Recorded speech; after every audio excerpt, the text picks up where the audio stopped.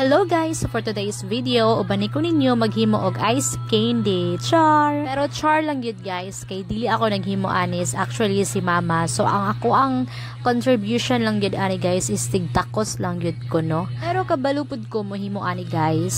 Sayon lang man ni siya kay gulaman raman eh. Pero this time, nagtakos lang ko ani kay pag-uli na akong balay from Davao. Kay pag-abot na ako sa balay, nakahimo na si Mama Daan. So, takosono na lang siya. So, gisugo niya iyang gwapang nga anak nga magtakos.